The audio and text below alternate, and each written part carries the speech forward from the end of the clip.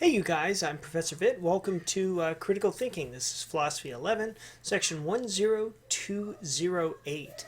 This class takes place during the winter 2015 intersession of Long Beach Community College.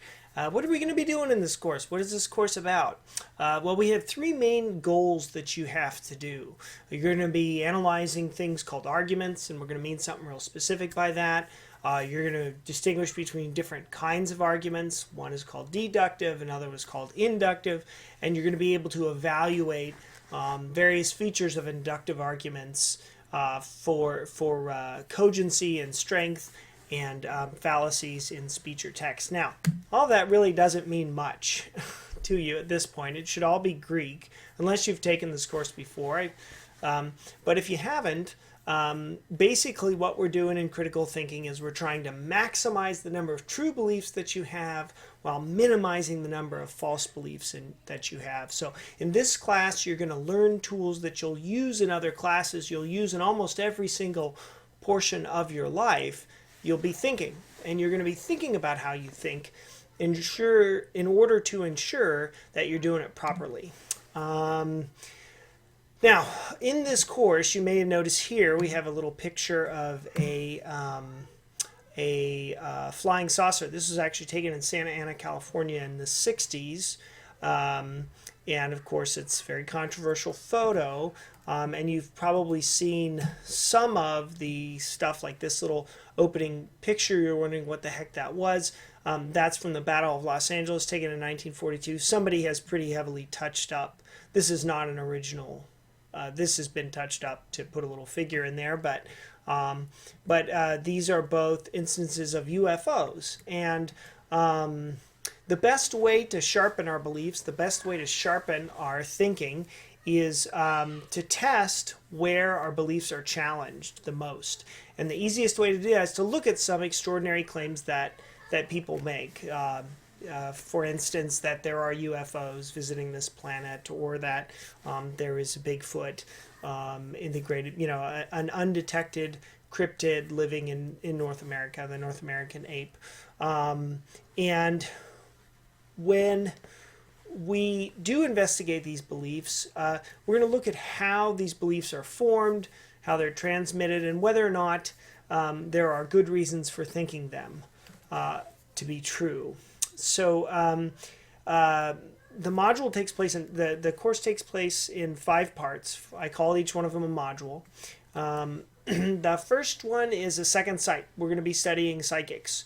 Now, what we're really doing here is we're learning about confirmation bias, cognitive biases, the nature of critical thinking, the nature of possibility, something called subjective validation, and the Fourier effect. What does that mean? Don't worry about it for now, right? It's just that we're going to be looking at claims that people make to be psychic, or the ability to see forward in time or into a locked room where no one can see. We're going to use those types of claims to look at these features of thinking. Critical thinking is, it's kind of like learning the proper technique, right? Some athletes are very good, by way of example. Some people are athletes, and they're amazing athletes, but they don't have the right technique. And so they'll only get so far, right? Even if you have a great jump in the NBA, you jump through the ceiling, it's not going to help you if you don't have the right techniques down. And the same thing is true with critical thinking. You can be really, really smart, but if you don't have the right techniques down, you're going to have difficulty thinking properly, effectively. Now, Monsters and Dragons is our next module. This is the Roger Patterson Gimlin frame. It's a very famous picture, most famous probably video of Bigfoot.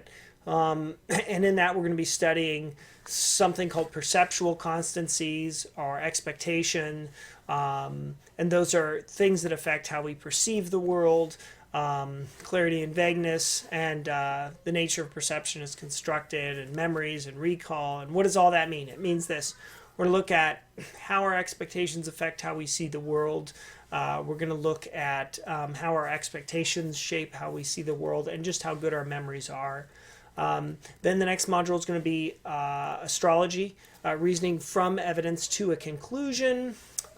Then our last module is going to be on conspiracy theories. So we're going to be covering a series of allegations made by 9/11 truthers, and we're going to see how those claims hold up or do not hold up, or rather you're going to tell me whether they hold up or not under strict analysis. Now, as you can tell, we just went through some of these topics, and I do want to stress this again. I've mentioned in other places. I don't have any...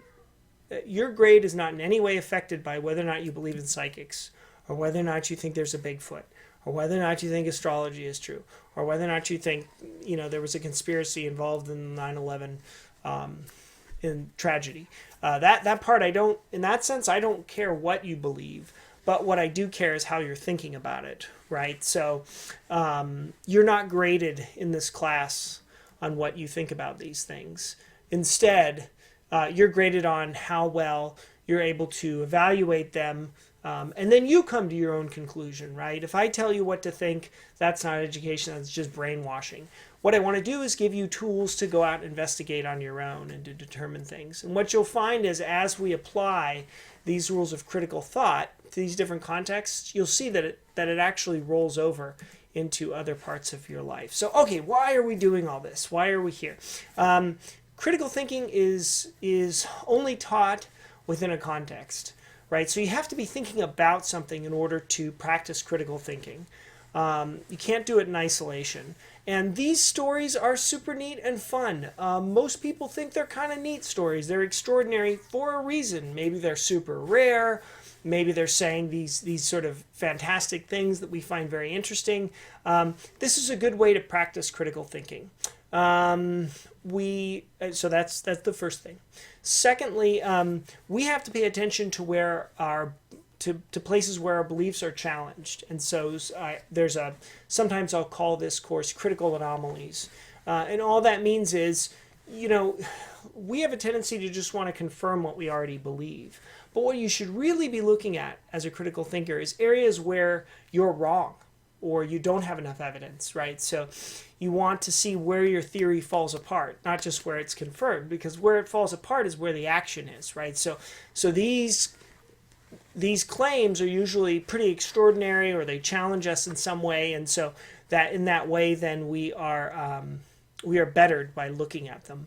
And then lastly, and I've kind of mentioned this before, how we think about the extraordinary is how we think about the ordinary. In other words, what you'll find is everything that's at stake with each one of these areas is also at stake when you're talking about politics, you're talking about history, or you're talking about, fourth quarter earnings reports, right? Sampling bias or something. I mean, it's all related. All thinking is in that way somewhat similar.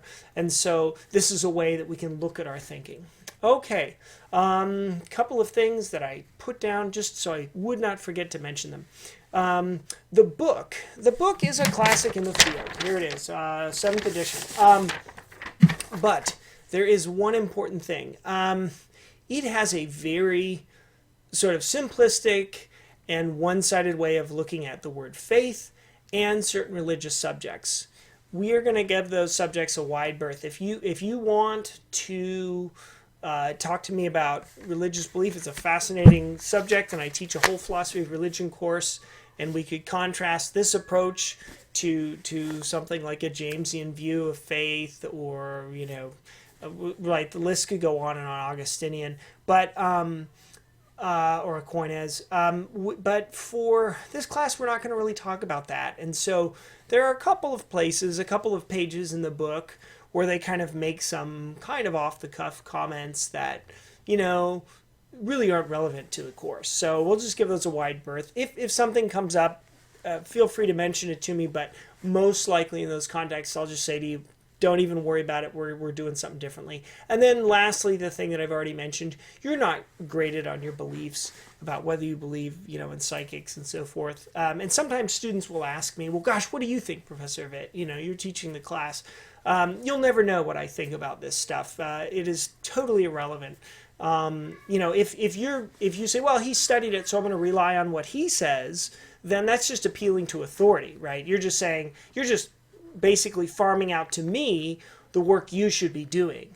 And if I tell you, what I think one way or the other, it's going to affect how you view the subject. And my opinion shouldn't affect how you view the subject.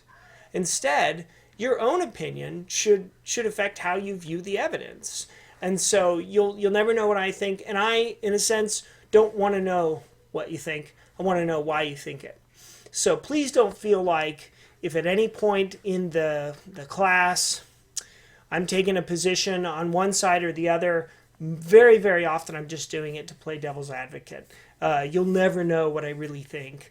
And I want you to share your beliefs and exchange them and so forth, but I don't want you to feel like that is what you're being graded on. There's no way you could grade on that, and it's, in a sense, it's not really relevant. So I just want to stress that to everybody. Don't feel like you're on the ins or the outs because you do or you do not believe in these anomalous phenomena. In a sense, it's totally irrelevant, right? Okay, now what are you going to do? Well, let's take a peek at Moodle.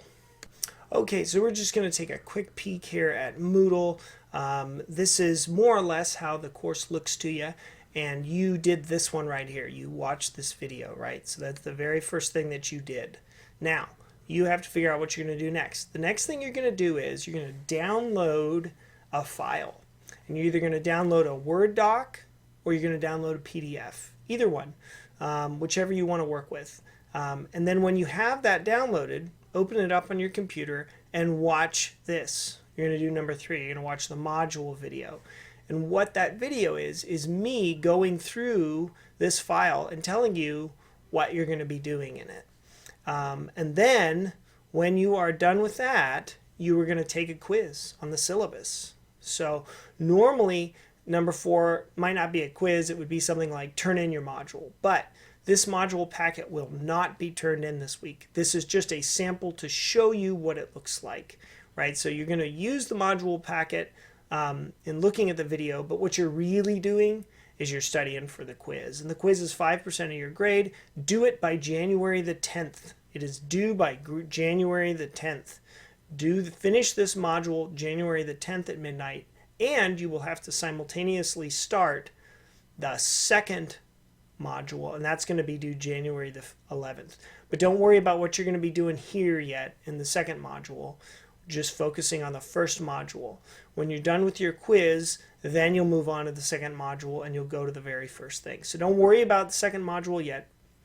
You're going to download this, the module packet, either in Word or PDF, and you're going to open it up and watch this video right here on your laptop. Then you're going to be taking the syllabus quiz, really straightforward syllabus quiz. You'll have an unlimited number of times to take it. So, and there's no time restriction on it, and it's only 5 questions long. So it shouldn't be a crusher. Okay, so you've done this. Next you're on to number 2. Now number 2, if you click on it, won't do anything. It's just a label. So you need to pick either the Word doc or the PDF to download.